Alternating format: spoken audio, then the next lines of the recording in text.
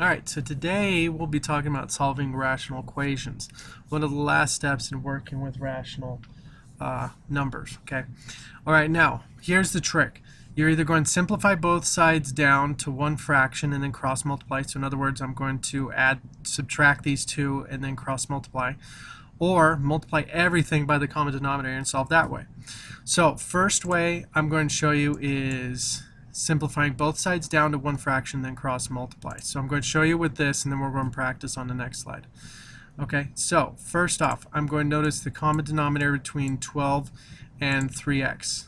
Okay, now technically that would be 12x. Alright, so if you notice, this is missing an x and this is missing a times by 4. Okay, and I'll show you how to set that up. Alright, so I need to convert 7 over 12 into something over 12x. Well, the only thing that's missing is an x, so I need a 7x on top. So that's what I need.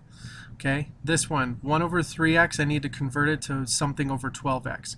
Well, it looks like I times this by 4 to get here, so I'm going to times the top by 4. Okay, so that's an easier way of doing this stuff. So I'm going to rewrite it. Okay, so now that I've got it rewritten, I'm going to go ahead and subtract the top. Okay, so I'm going to have 7x minus 4 over 12x. Okay, so that's the left side. Now this is one fraction.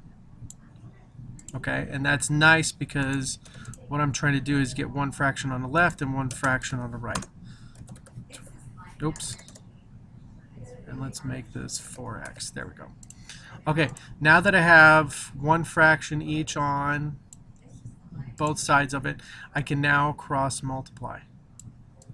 Okay, now what that does is that gets rid of the fraction parts, but it also helps me work out this problem a lot easier. So now I have 12x squared minus 16x equals 60x. So let me see. Yep, I did everything correctly. Now, if you notice, I've got an x and an x squared, so that's a good sign. So I'm going to minus the 60 to get over there. So I've got 28x squared minus 76x equals 0. Okay, and I'm going to factor out the greatest common factor. I'm sorry. Yeah, factor out the greatest common factor. All right, the greatest common factor I can bring out of both is a 4x, and when I factor that out. Now, if you notice, I have a number times another number, and it's going to be 0. So once again, I'm going to use my quadratic rules and go, oh, well, either 4x is 0 or 7x minus 19 is 0. Okay, now when I solve that, I'm going to get x equals 0. And I'm going to get x equaling 19 over 7. Now, when you check your solutions, if you notice I have two solutions, I haven't talked too much about it, but basically you need to plug it back in and see if it's going to be harmful at all. Now, if I plug in 0, that's obviously going to be harmful because we're going to have 1 over 0 and 1 over 0.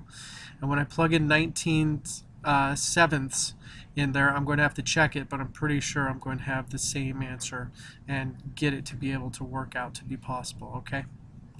All right. So x equals 0, not an option, so don't even include it in your answer. Now, what we're going to do next is we're going to test the other one, which is multiply everything by the common denominator and solve that way. Okay? So we're going to start with the same problem, but just do it a little bit differently. Alright, so first off, I'm going to find the common denominator between 12, 3x, and 4x. And that's actually just going to be a 12x. So it's pretty simple how it works. Okay, now here's the only trick. I'm going to multiply everything by this 12x. Okay, so when I multiply the 12x here by the 7 over 12ths, what's going to happen is that the 12s cancel each other out, and I'm left with a 7x. So I just leave that as is. Okay, now what I'm going to do, oops, let's undo that, is I'm going to multiply the next one by the 12x. Again, once again, I'm going to simplify, so 12 becomes, this becomes 4, this becomes a 1, and the x's turn into 1, so I'm just left with a minus 4. So I'm going to put a minus 4. Okay, And once again, I'm going to multiply by the 12x on this side. Okay. All right, so now what happens? These two, this becomes a 3. This x simplifies to a 1, and I'm left with 15. Okay. Now, I'm not a betting man, because I haven't been a betting man since before the Patriots won their first Super Bowl in 2000. But I'm betting that after seeing all of these steps, this method might be the best one that a lot of people use. Okay. So I'm just saying. Okay, so find the common denominator and then multiply everything by it. And each time I just simplified. Now, if you notice, I'm going to add the 4 to both sides, and I'm going to get 7x equals 19. And then I'm going to divide both sides by 7, and x equals 19/7. And look at that, no extra solution of the 0, which I had to check. Okay, so either simplify both sides down to one fraction and cross multiply, or multiply everything by a common denominator and solve that way.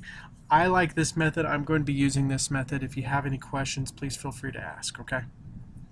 Okay, so let's take a look at my new method, which is just multiply everything by the common denominator. Common denominator between x and x is just x. So I'm going to multiply everything by x. Okay, so I'm going to have 7x plus 3 equals 7 plus 9x. Okay, remember, when I take this 3 and I multiply by everything, I'm going to get the 7x that way. Okay, and then I multiply this, and the x's are going to simplify to 1, so that leaves me with just 3. And then I multiply this by the x, and I get 7x over x, which just turns into 7.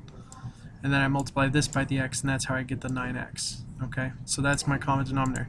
The great thing is I no longer have any fractions, and I can solve this pretty easily. So this would be negative 4 equals 2x. I just minus the 7 to this side and minus the 7x to that side. And then I'm going to divide, and I'm going to get negative 2 equals x. Okay, now if I plug it back in, I should be able to find that I can do it and just be able to get it through easily. Okay, check it with Desmos just to make sure. All right, now this one, common denominator, is going to be, and you can put this in any order you want, x times x plus 3. Okay, so once again, I'm going to multiply everything by this. So I multiply this. It's going to be kind of hard to see. Okay, but the x plus 3 and the x plus 3 are going to cancel out. I'm sorry, simplify to 1s. I'm left with just the x and the 8. So I got 8x. Okay, and then I'm going to move it over here and multiply it by this. Now the x's here are going to simplify to 1s, so that's good. And I'm just left with x plus 3.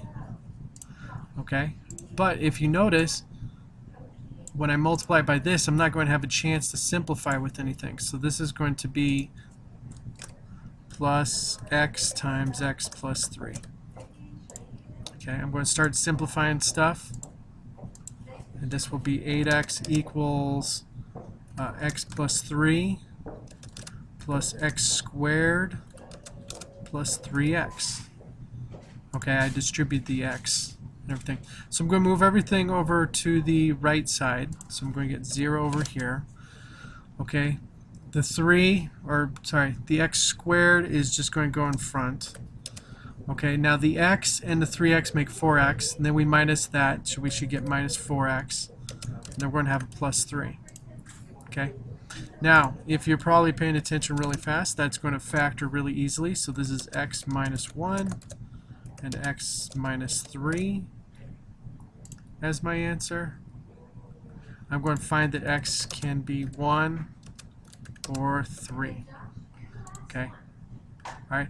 And if I check it out by plugging it back in and seeing it, I'm going to see that yes, it does work out to be that way. However, here's an interesting fact. Okay, if I plug in 1, I'm going to get x, or 8 over 1 plus 3, which is 4. So 8 over 2 is 8 over 4 is 2, and 1 over 1 plus 1 is definitely going to be 2, so that works.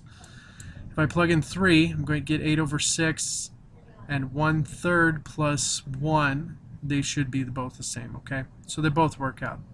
Now, one of the most infamous problems that actually come across rational problems is dealing with a work problem. So, for example, Steve can paint an apartment in 7 hours, while Susan can paint it in 6 hours. If they work together, how long will it take to paint the apartment?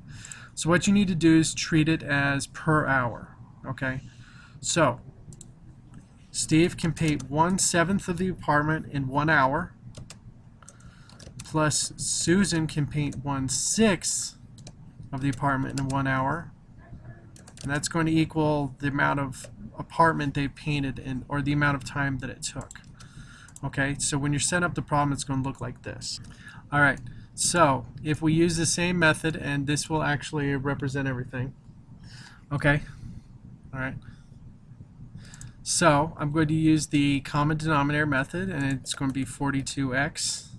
Okay, so I'm going to multiply everything by 42x, and I should get 6x plus 7x equals 42.